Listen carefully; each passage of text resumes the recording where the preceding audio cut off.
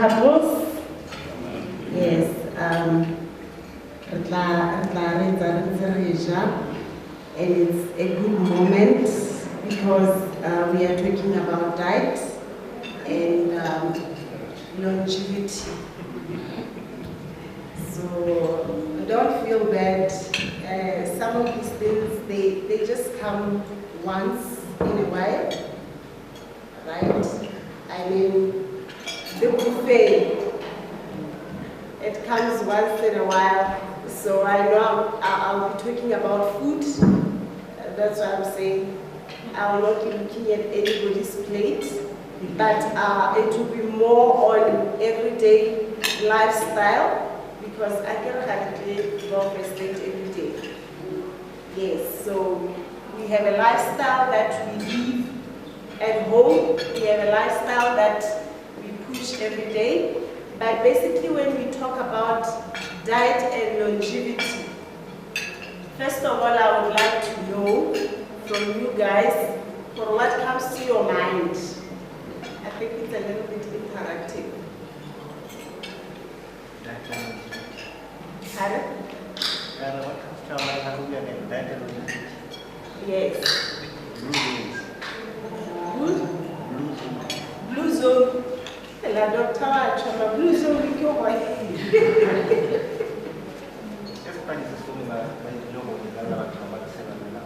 Oh, okay. Oh, I understand it's the study that has been conducted to see the expectancy of people's life expectancy. What has been the conclusion, Doc, with the life? 65, 75 years?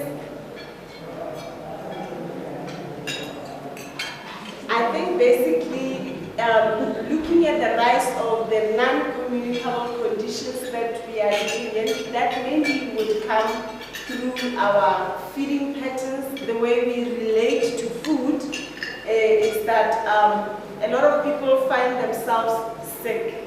On a daily basis, I actually get to consult different clients that come with high blood pressure, diabetes, hyperlipidemia, or what we call cholesterol, and some are anemic. So those are some of the conditions that are really common in our communities, simply because of how we eat and how we relate to the food on a daily basis. But we must understand that basically there are different types of food groups that we find ourselves eating on a daily basis. We first of all have what we call bread, rice, pasta, cereal group, which are mainly the starchy kind of meals that we intake. It can be your breakfast, morning cereals, it can be the rice, it can be the dumplings or pap, whatever, some that we tend to enjoy and indulge more on. So in this case, all these food are supposed to be measured or portioned accordingly. If we look at the food guide pyramids that I think our country, Botswana, has actually adopted, we tend to guide our communities with. They recommend that from the food group of bread, rice, pasta, cereal group, we should be eating about 6 to 11 portions in a day. And that 6 is actually the minimum maximum for people who are already overweight and obese. And when we talk about a portion, just to simplify it, we are referring to, for example, 1 medium slice of bread is a portion. If it's a serving spoon, the one we've been using to serve, or the one we serve at home with, the one that's more bigger than the tablespoon, is a serving. If you scoop the rice or the soup, whatever cereal it is, that serving on its own is a serving. And we get to calculate all those servings based on the number of times we are eating in a day, because we've got breakfast, we've got morning snack, we have lunch, other people can have afternoon snack, and then we can also have the dinner. And maybe if you tend to work until quite very late, you can also be taking on what you call the midnight or late night rather, bedtime snack. So all that must be portioned, because if we intake more than we need to take, the body will actually keep that which is not necessarily need to be kept, and we call it excess kilocalories. That's why we will build on the visceral fat and a lot more of the weight. And then we've got the fruits, the vegetables. The fruits is recommended at least 2 fruits in a day, at most 4. And the vegetables, 3 to 5 servings, can be in a form of a salad. Other people who don't like the crunchy part of the vegetables, they can actually make them soups, or they can actually blend them to have them really as a drinking sort of like vegetable smoothie in that regard. And as well as meat and meat products, it's another group that we tend to consume from. And if we, especially that group, I know most communities love meat and we take part a lot, which eventually affect the way our kidneys respond, especially when we have actually taken in more protein than the body will need. Is that clear? Yes. So we actually recommend, we are recommended to have 2 to 3 pieces of meat in a day. So if you have already taken 2 eggs in the morning, know that for the rest of the day you are left with 1 piece of meat, because we eat it on a daily basis. And that is to cater for your kidney to be able to clean it up properly. And I know it's festive season. Yes, we'll be indulging. And normally I advise, if you know you have indulged, try and really be on the beans, legumes, kind of protein, just to give the body a little bit of break. And lastly, the fats, oils, and sugar group. It's also another group that tends to be problematic, especially when we are looking at the longevity aspect of it. Because all these food, like I've already indicated, if they are not being consumed in the rightful proportions, and if you also don't practice what you call mindful eating, being mindful of what you put in your plate at what time of the day, that can also impact quite a lot on how the body will respond. Some bodies will respond being excessively overweight. Other bodies, if we are also under-eating, because there's also that aspect of underfeeding, we can also end up with a less BMI, and that can also affect the response of the body. So in this regard, really your lifespan, in terms of how you relate to the food, really, I mean, your lifespan also gets to be determined by your relationship with food, especially where you know you tend to indulge with foods that are fatty, is to say, what we know for diabetes, when it hits harder, and it affects the man's sexuality performance in that regard. I think those who were here last year, we enjoyed when the urologist was also referring to the fact that diabetes, diabetes tends to also affect the manhood and erection, because we must understand that the excess cholesterol also in the blood, rather the glucose that comes because of excess intake, and we build more on the weight, that aspect also, that glucose, it can convert to fat.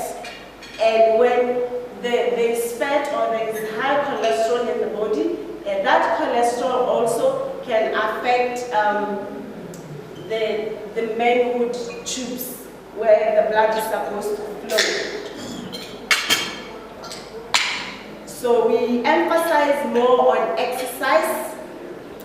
We emphasize more on reducing the amount of fat that you put in the food, or cutting out the visible fat as before you prepare the food.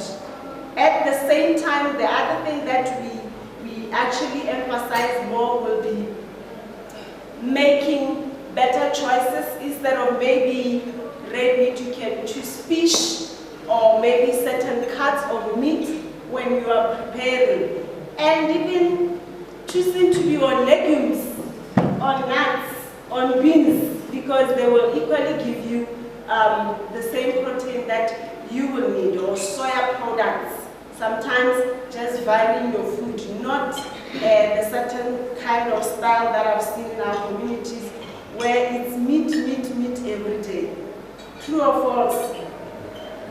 True. Some households actually, they tell me, "Ma, we hear about your diet, but you know what? If there is no meat in the house, there is no food." But that is fine. You need to choose at least cuts that are more leaner. And then the other recommendation is exercise. For you to broaden up your lifespan and broaden up your longevity is exercise. Exercise will take you a long way. You will feel younger, the body will feel more refreshed. You will only keep up to the weight that you need, and the one you don't need, it will be discarded as you exercise. And as well as in taking a good amount of water, because water is quite essential in this aspect to ensure that your body is well hydrated. Dehydration is another thing that can really shorten one's life, because when you are dehydrated, it simply means that you will not even be pitching up to the amount of the volume of blood that is needed in your body. So we really need to hydrate, and as you hydrate, the body gets to actually feel younger and even looks younger.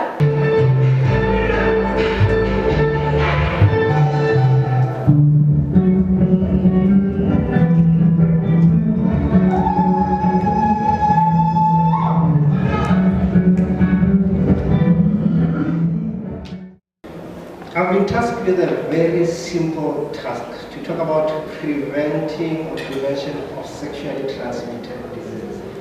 Now, remember, we are talking about couples wellness, we are talking about strengthening the bond, right?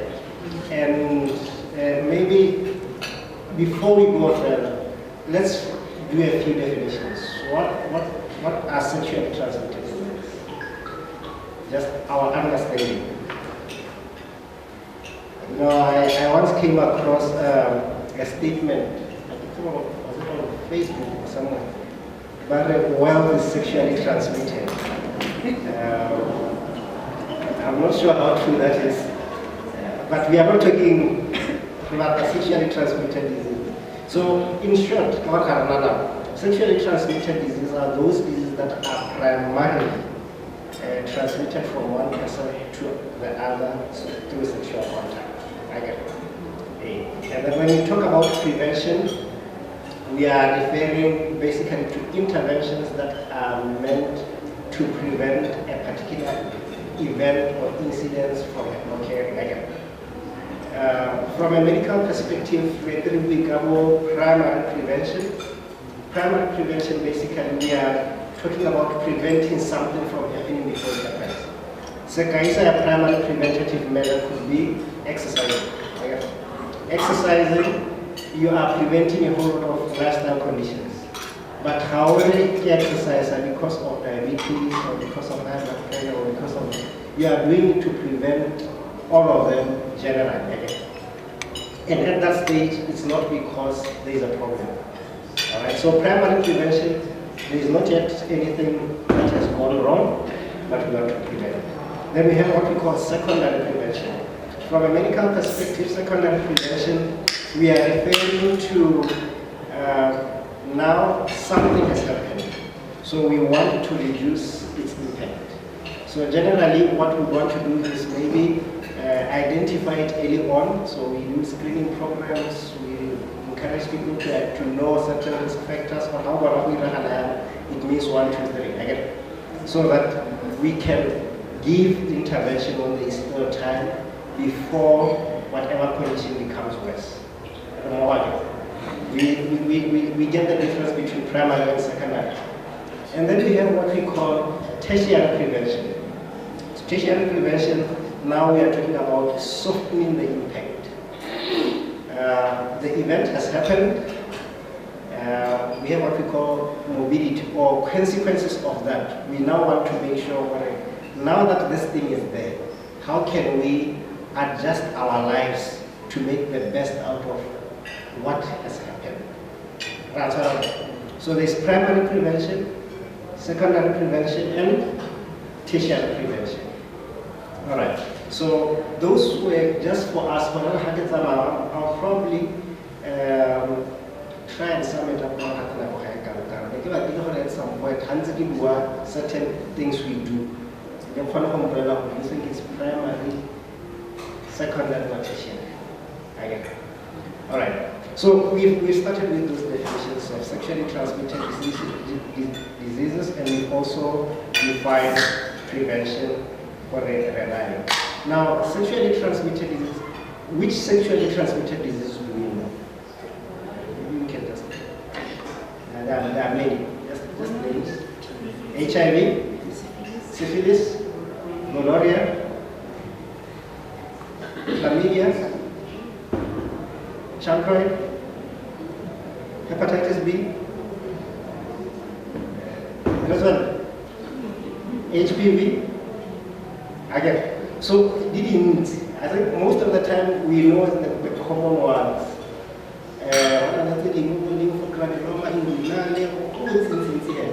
So there's quite a number of diseases that are primarily transmitted by sexual contact.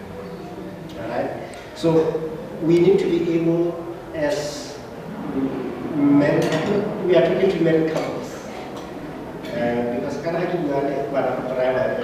I tend to come down to that level.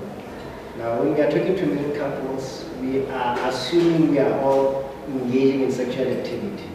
So it means we should quite understand what are some of the things going on. So as married couples, it means we need to be able to say what are some of the things to look out for. Say that can give us an idea of a possible sexually transmitted disease. Right? The common ones, symptoms that is sexually transmitted diseases would be discharge, again, vaginal discharge or urethral discharge or water, right? It's one of the common ones. The other one would be painful urination, again. Other one, sores around the genital area or itching, redness, alright? What else? Swelling of lymph nodes, again, especially around the groin, alright? Some of them now become specific, but these ones are general ones. Specific, for example, if we talk about HIV, for example, it will have its own specific symptoms. Again, when we talk about syphilis, it will have its own specific symptoms. Like the first thing will be a sore on the genital area that's not painful. It just comes a sore that's there, and then maybe it goes away. That should say maybe this could be syphilis again. But generally, like you're saying, there are certain things that don't cut across the board. So we need to be aware. In ladies, sometimes pain during sexual intercourse. That could also be an indicator of a sexually transmitted disease. Or sometimes bleeding during or after sexual intercourse again. Then other symptoms depend on nothing as time progresses. So from a medical perspective, once we know what we are doing, we need to know what are some of the risk factors. what predisposes someone to be in a position to suffer from a sexually transmitted disease? In this case, it would be having sex. Again, if we didn't have sex, we would not have sexually transmitted diseases. All right? And actually, the unfortunate thing about sexually transmitted diseases, when someone presents with a sexually transmitted disease, it means whoever they have slept with or had sex with, who gave them that STI, has also had sex with someone else who gave them the STI, who also got it from someone, and so on, and so on, and so on. So, I have a sexually transmitted disease. It implies at some stage, but there's a chain behind the story. Again. So it becomes very important so that we are aware when we are dealing with STIs. It's just the tip of the iceberg. Now, when I has married people, my assumption is that we took a vow to commit to only our spouses, right? It's my assumption. I know other marriages where entanglements, some of them are quite tricky. But my assumption is that in our context, when we say we are talking to married couples, we took a vow. So it means primarily, one of the things in preventing sexually transmitted diseases, rather than say let's stop having sex, it's to say let's make sure we remain faithful to our partners again. And then what about those who probably had STIs before they got married? I'll use that assumption. I know some of them might have had them, but for ease of reference. So if your partner has an STI, maybe for this evening, really say HIV as a point of reference. Again. So if your partner has HIV and you do not have HIV, should we stop having sex? Should we stop having sex? No. Should we then just say,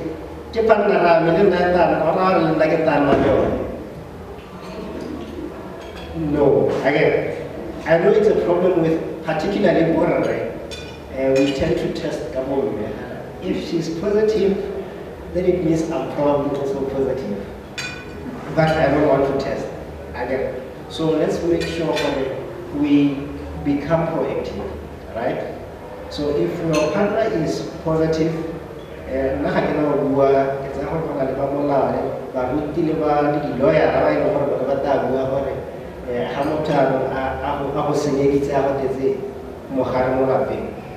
what are the implications? From a medical perspective, now we come to the issue of preventing.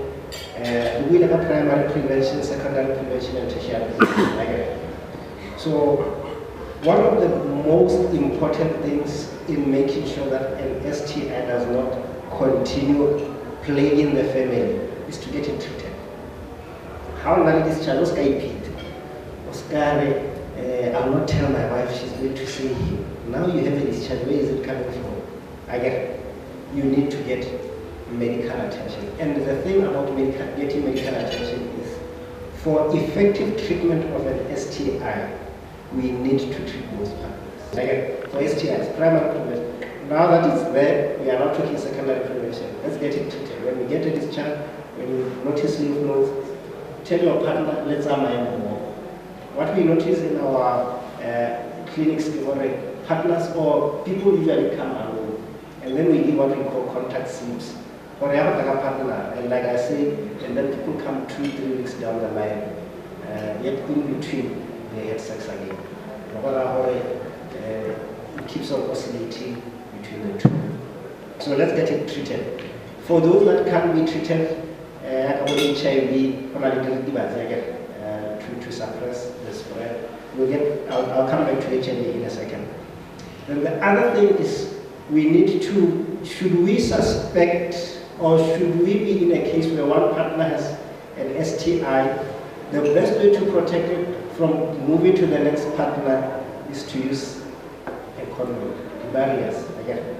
And the most common one is male condom. There are female condoms. How many of us have seen a female condom? Just seen it.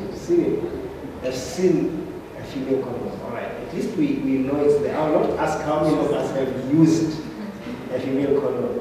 The first time I saw that, I was very, very disturbed. I couldn't grasp the concept.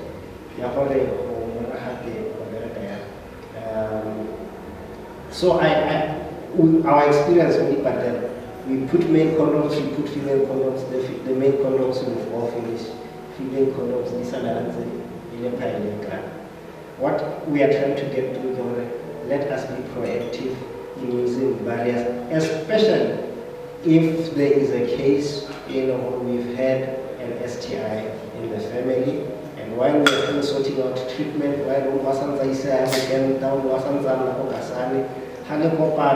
make sure you use a condom up until both of you have been duly treated. We together here? Let's quickly go back to HIV for a short second. HIV, because you are not treat you completely, it doesn't go away, unlike gonorrhea, syphilis and the others where I can give you treatment and you are completely cured of the STI. HIV stays with you for good again. So with HIV, there are other preventative measures. The most common one that is being advocated currently is what we call pre-exposure prophylaxis.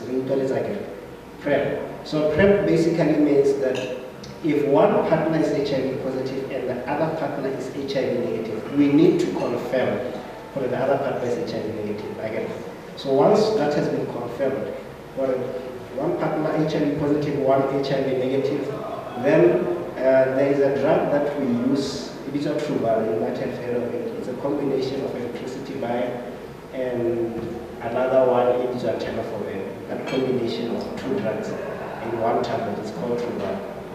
So that drug has been found to be very effective in preventing the transmission of HIV from one party who's HIV positive to the other party who's HIV negative. In HIV negative, again, how long do you take it? For as long as there is exposure.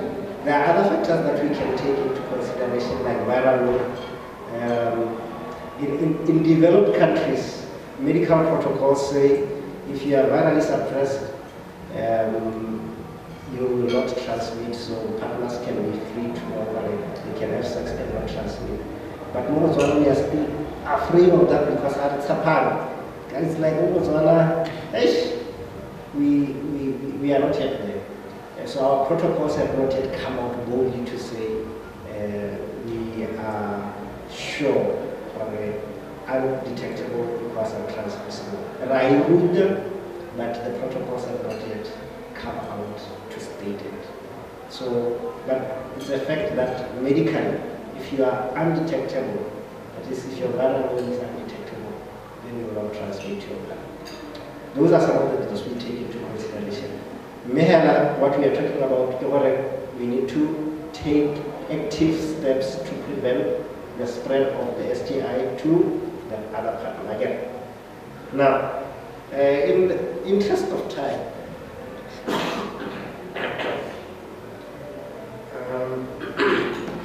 I'm going to say a few measures here, and then I want you to tell me if that is primary prevention, secondary prevention, tertiary prevention, and the like again. So, where would abstaining fall? Primary prevention. Is it feasible in married couples? Married couples abstain.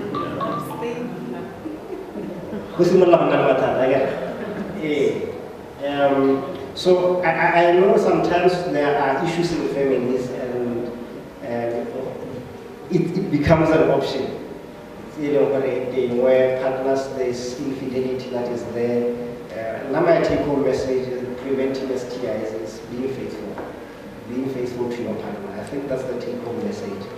But I know it's one of the things. So it falls under primary again. How about having only one partner? Where does it fall?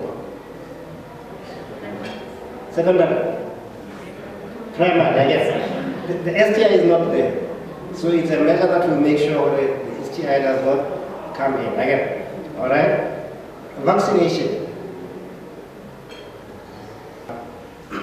Intoxicated. So this one would be primary. Again. How about PrEP? Secondary. Again. For the partner, all under Mohari, it's already there. Again. Also, Mohari, it's a way of prevention. How about just being on hand? Being on hand, HIV treatment. Primary, secondary, tertiary.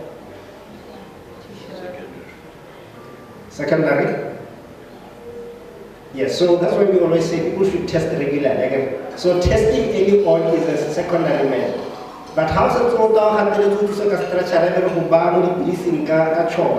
now it's tertiary because we are trying to soften the impact again. So it all depends on where we are in the whole journey.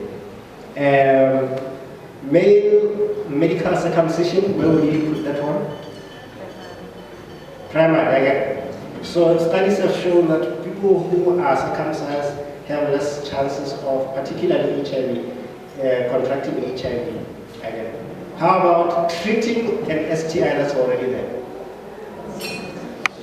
Secondary, yes. And when we are talking about, let's say, treating syphilis or treating gonorrhea, you are also reducing the likelihood of contracting other STIs because holding target and the top are open means the chances of more STIs penetrating the skin is higher. So it can also, when you are referring to a different STI that's not there, it can also be a primary. Okay. So all in all, what we are trying to bring to our attention, we need to be proactive about our sexual health. Okay. We need to guard the marriage. We guard it jealously. Again, we make sure our partner, we prevent putting them in harm's way. STIs, the partner is charging a hella, but it can be as severe as leading to things like infertility. Again, so we don't want to get to that stage. So with that, let me end it here. And should we need to have any other further engagement, we can always mention. Thank you very much. Now, the Marriage Act basically talks about the formalities of constituting a marriage, and if some of those formalities are not properly followed, your marriage might be null and void, or it may be voidable. Voidable means, well, it's a marriage that is there but it's not lawfully constituted, and therefore someone can go to court and ask the court to nullify it because it wasn't constituted properly in terms of law. One of the things is that, for instance, if someone fraudulently gets into a marriage by concealing the fact that he or she is married to another person, so such a marriage is voidable. Such a marriage is not acceptable in terms of law. It's not lawfully constituted. You know, the Marriage Act also stipulates people that you may not get married to. For instance, very close relatives, blood relatives. Those are forbidden marriages. If it's a close, very close relative, or even your own, you know, in some cases people get involved with their own parents, so it's forbidden in terms of law. So the Marriage Act, simply one of the things is that once you go through marriage, civil marriage, because what we do in terms of the Marriage Act, there's the civil marriage, the one where you go to the district commissioner or you go to your pastor for a wedding, or I mean for marriage, for solemnization of a marriage.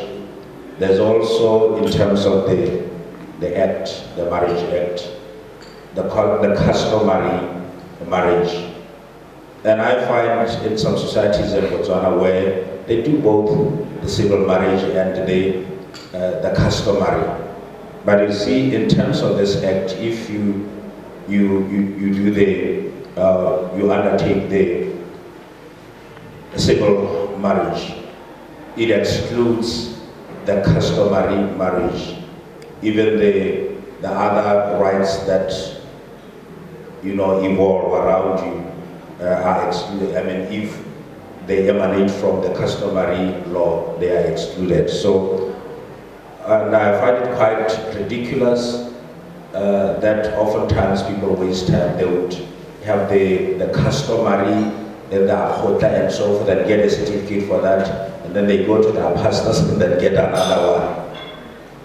And the legal question is,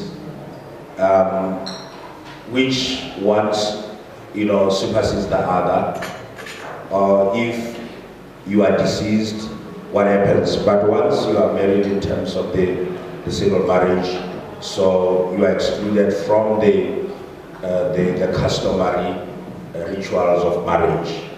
So I won't go much into this, but very importantly to say, one of the things that the Marriage Act says, it even spells out what time the marriage must be done.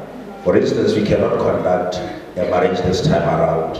It's between 6 a.m. and 6 p.m. It must also be in a public place. And I know sometimes as Christians we also say this, now the Spirit has spoken that we should do it 12 midnight because that's the time when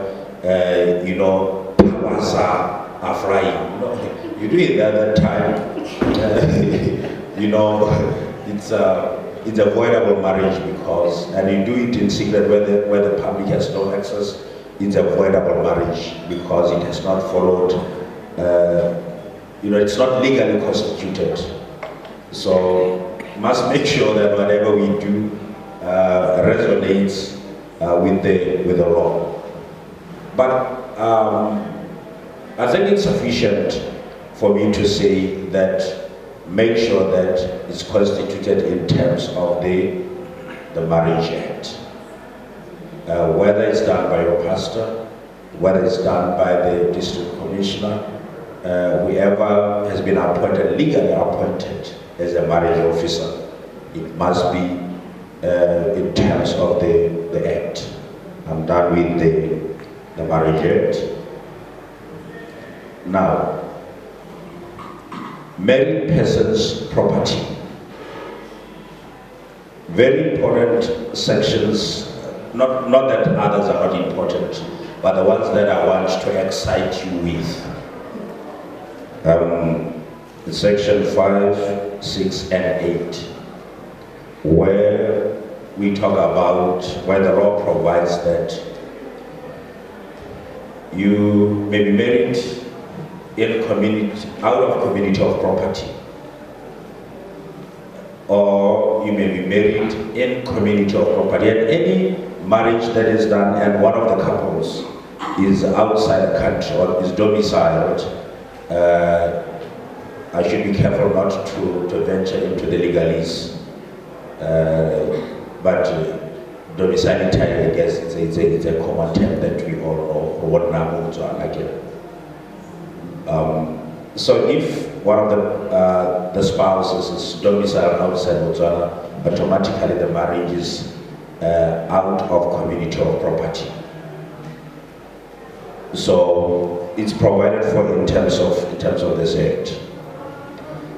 But when you register your marriage, you are asked to select the property regime that should govern your estate, whether out of community or in community.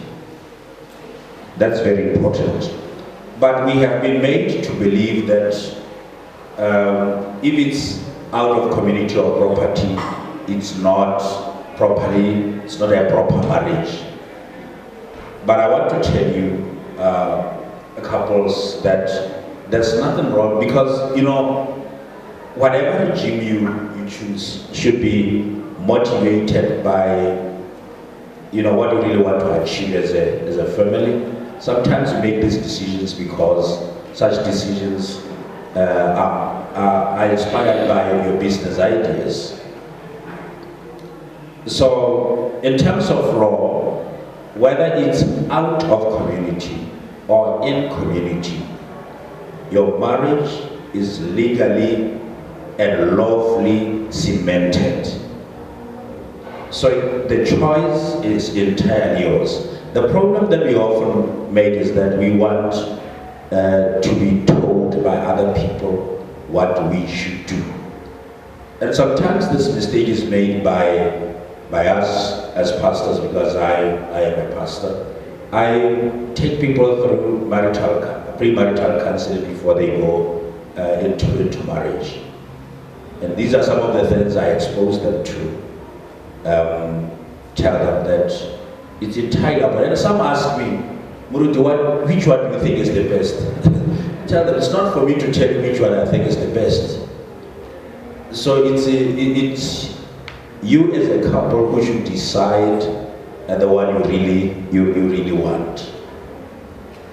So, and then the other thing is, in terms of this act, section 8, if for any reason at the start you went into community of property, and after you review a few things, or as you mature up, as you grow, because you know, there's a bit of immaturity when you start as a couple, but as you grow up, you wise up. If you see any couple that does not wise up, then there must be a problem, because as you grow, you should also grow in wisdom.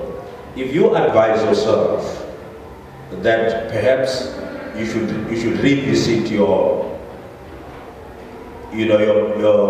property regime, your marital property regime, Section 8 provides a situation where you can make an application to court that your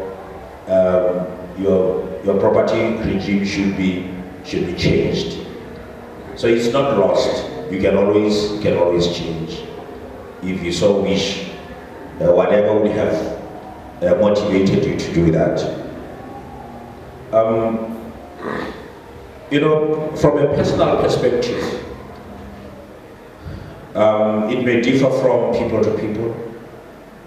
I believe that, you know, if you want to venture into business and what have you, sometimes it's advisable if you take the out of community. It's even worse if, say, whatever business you are doing it as a sole propriety. That's a word I've never known. I've always had problems, pronouncing. PTY. Not the PTY, not the limited liability. Sole propriety, where you are the business yourself. Because and I advise people that when you venture into business as a couple or as individuals, go for limited liability companies. Because if it's a sole propriety, if you get into debts and there's liquidation, you have to pay the debts. And whatever assets you have may not be able to pay all the debts. What that means is now they get to your personal property to pay off the debts. But if it's a limited liability, now here I'm talking, that's something I had not intended to talk about, but it's very important. Now I'm talking about, company law. Now, if it's a limited liability, even if it's out of community, now, because when I talk about the will, which touches on the law of inheritance or succession, you realize that whether it's out of community or in community doesn't make any difference really. But I wouldn't delve much into that. I only wanted to touch those 3 points, 3 things.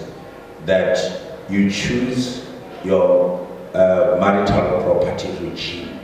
You advise yourselves looking at what, in your view, are the advantages and disadvantages. Okay? When Petrus talked about nutrition, it's money, isn't it? When our doctor talked about sex, it's money. When you have STIs, you spend money to treat those. If it's not us, it's the government that spends the money to treat our STIs. If you talk about lawyers, it's money. Do we have lawyers or own personal lawyers here? I think it's a yes or no. And that's money. So money is one aspect of our lives that is very, very key, and sometimes we ignore talking about. As couples, sometimes we make our choices looking at how deep the pocket is. Isn't it? You hear our parents saying, "Ochabokai, wanayo moni yala, kana wadamukura wanyane." What they have, is he or she working? It's money, isn't it? So money is a daily decision that we make.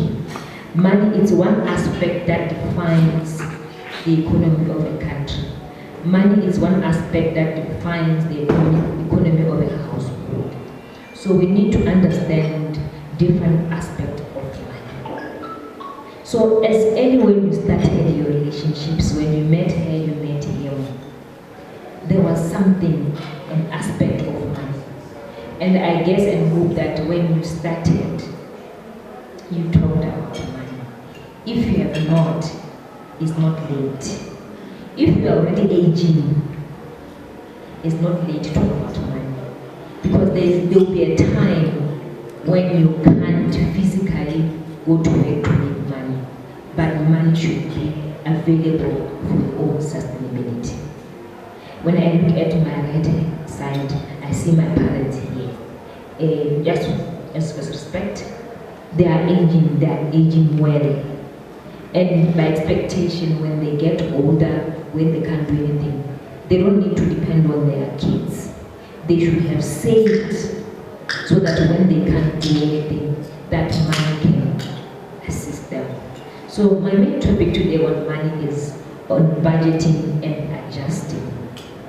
Because we've been going through COVID, it's important that we talk about budgeting and adjusting. Our lifestyles have changed somehow because of the impacts of COVID-19.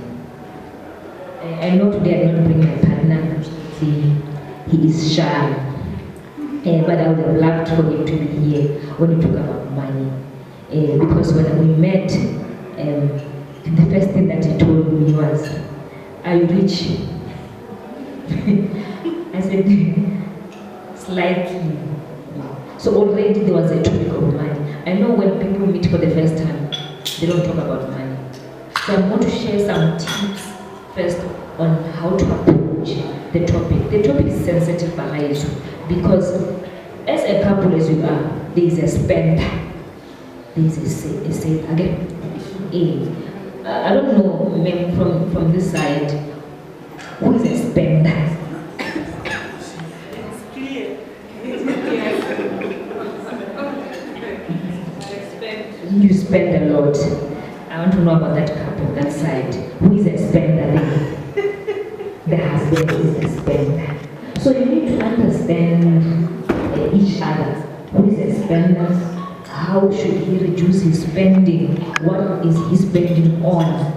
So it's important to start your conversation about money in a just fun way. Don't be too serious. I know to approach her and the pocket is becoming shallow. It's a tricky situation. But when you talk about money, be frank about it.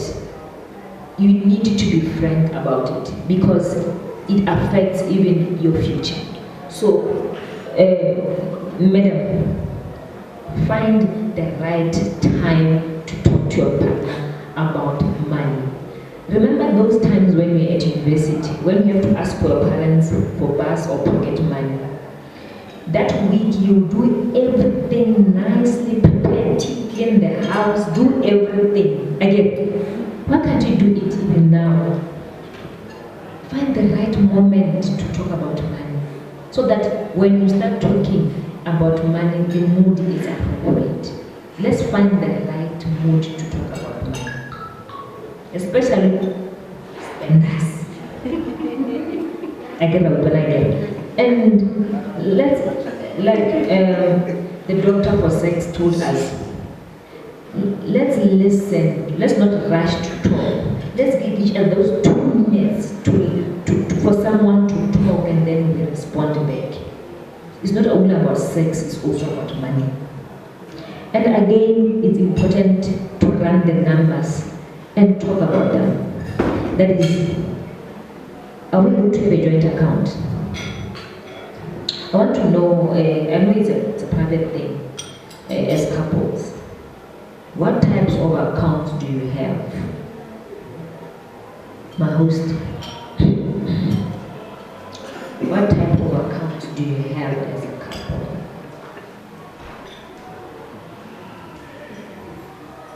I'm sorry to pick you. They say they have separate account. I don't know if they have an account where they save only, or it's just an account where we save and spend on it.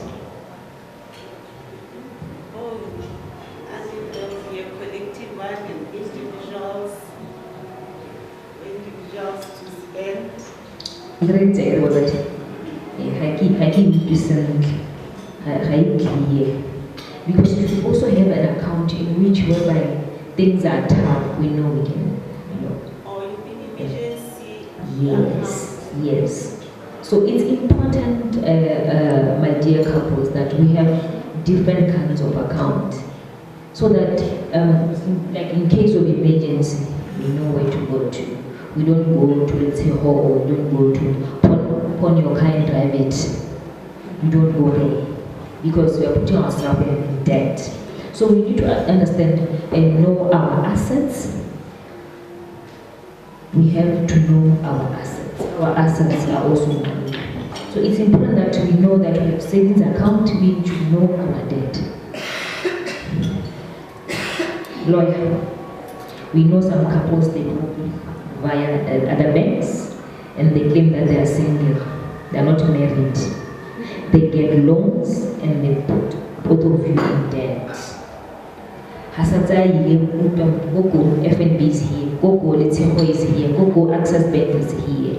So it's important that we run our numbers and talk about our debt. And mind you, the mood should be appropriate. The third tip for me is take action and establish joint spending and joint saving plan. You are now one. So we should have a plan for spending our money and saving our money. Gape re ipsene ka madi a rona re a bereketseng, mme gape re ipsene sentle and save it for our kids and for our future. Bagaetsho ga lapisa and go botlhoko sometimes to see parents at old age that have nothing and they are beggars to their kids. It's not a good sight. But when we were at this age, we could not even plan to save. We're only spending our money. We could not even save. So there's no one size approach on how to spend or to plan. It's important that you go to find good financial advisors that I will eventually give to you so that you can plan and save. It's not too late. It's not too late. The other thing when we talk about planning and for saving, it's have a simple joint budget. Do you sit down as a couple to budget? Or when all of kitchen, school fees, or you hide your pay slip in the office? don't think here we do that. But there are those couples that hide their pay slips at the office because they don't want to share with their partners how much they are earning. So it's important to have a joint budget, so you know where your money is going and how you're going to spend it, and how much is going to your savings account. So it's important to budget together as a couple. Last but one is set short and long-term priorities in relation to our money. Long-term investment is very, very important, my colleagues. Let's not only have money today, 1 million, tomorrow we won't have it. I don't want to say this word, what tender boy, what tender woman. Today they are rich, tomorrow they are poor, because they fail to set long-term goals with the use of their money. So get the money today. If you have 1 million, see how you're going to invest it, because tomorrow that tender won't be there. Set money dates and check-ins. That is, here's our budget. How have we spent it? Where can we improve on it? As a couple, where did we go wrong in terms of how we have been using our money? But if one of us is hiding their own income, then it's going to be difficult. But we encourage you as couples that it's important that you put your things on the table. It should be clear who's paying for what. I know most of the time as women we're told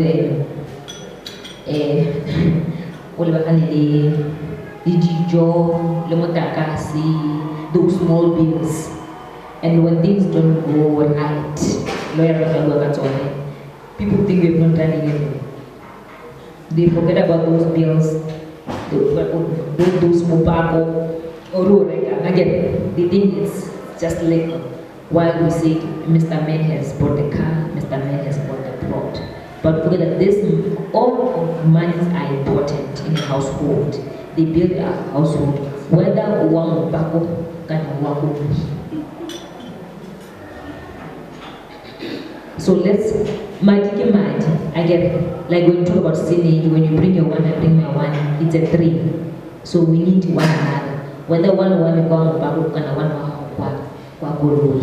it's very, very important.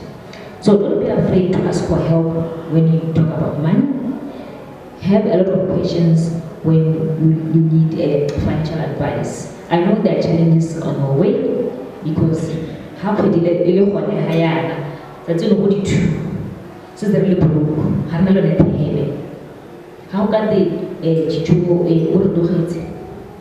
Lord, come out of bank account empty. Personal high, he puts up and the millions are Wabeck. Hana in the account.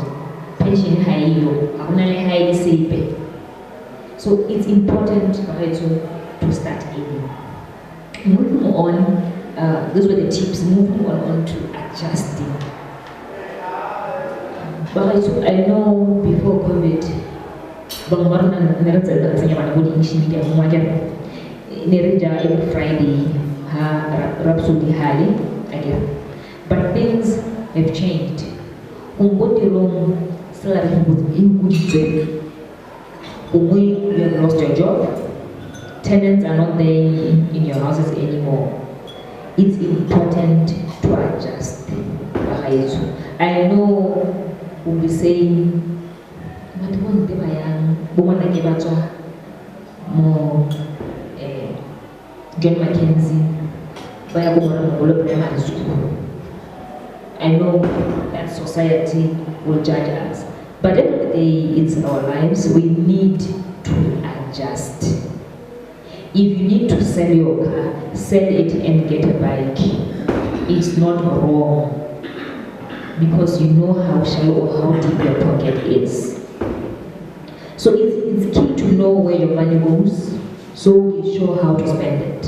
So let's save and know our daily expenses. Let's sit down, as I mentioned, let's sit down as a couple to budget. Analyze your expenses.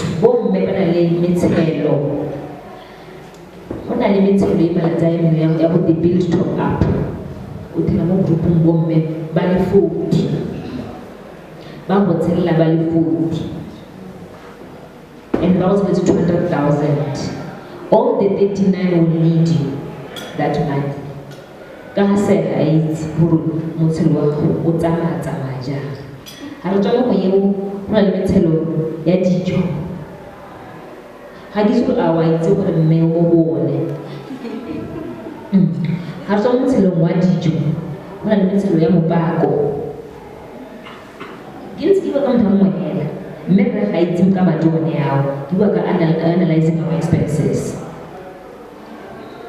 Awa itse re go gore mme mo metshelong e le kae ke wa itse building top up. Ako na yun yung metselo mme. Thank you. At least this honesty there again. Unfortunately, on my side, I'm also caught in the side of the metselo wa gaetso. Hona le metselo ke mo motselong wa building top up. Ke mo motselong la wa 1,000. Ke mo motselong wa dijo. Wa gaetso mo metselong eo. Mme o mongwe hela ona ha o itsebi mme ha nka bua go le nna for that we are caught in that cycle. Big boro banga let's get to the baby go to the town. Ha gona town what's the motshelo wa dijo.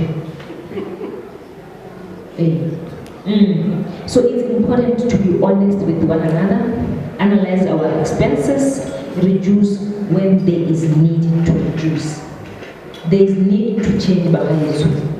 Let's not be ashamed in changing our lifestyles so that it suits our budget.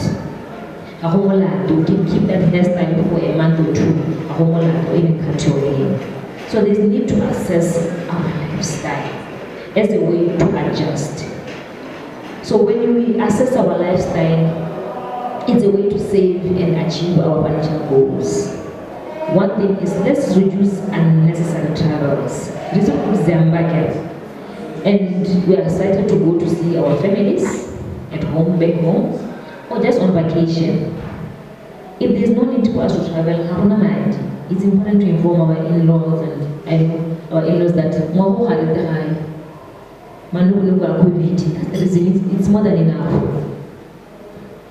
Use couriers to transport our things. Let's avoid travels. It's eat on our pocket. Use cars that save on fuel. If you need to sell that Jeep and buy a Ranex, so be it. It's a way to adjust. Let's use one car. Dog, you and your wife. It's eating on your money.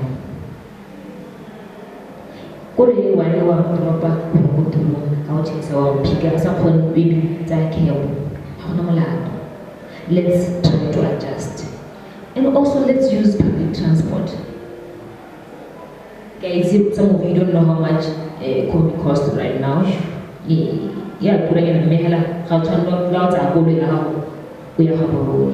Let's use public transport.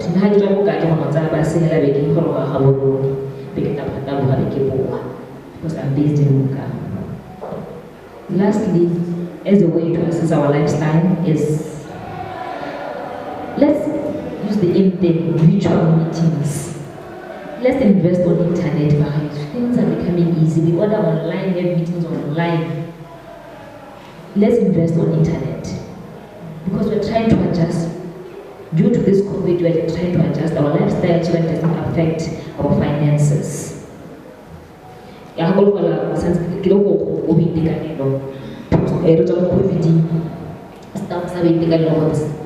online. I think I have two of them here. Physical is the end thing, you know, but they have done their courses online, they have certificates that they have, that they've done online. So let's opt for virtual meetings or virtual classes. It reduces a lot. When staff is at home, it reduces the bill of the organization. toilet, internet, emails, and all those. It uses a lot. So let's go to virtual activities. And that's assessing our lifestyle.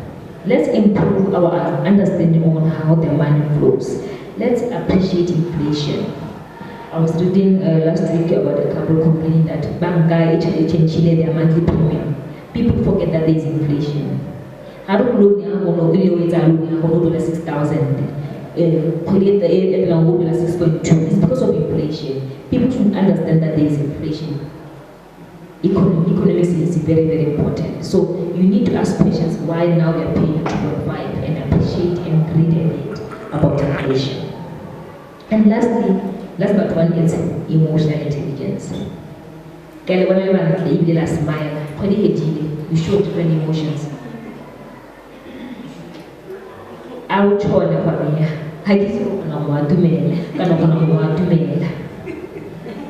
money is equal to emotions. When it's there, we tend to show different kinds of emotions. It's important that we know how to manage our emotions when we are broke and when we have something in our pockets. So let's share those emotions between ourselves. Let's avoid impulsive expenditure because we are happy today. Everyone and say I'm loaded because I'm happy today. Or pay today, Zama 101. Or you want to make people love you, Zama 101. It's important to manage our emotions because when you manage our emotions, we can manage our finances.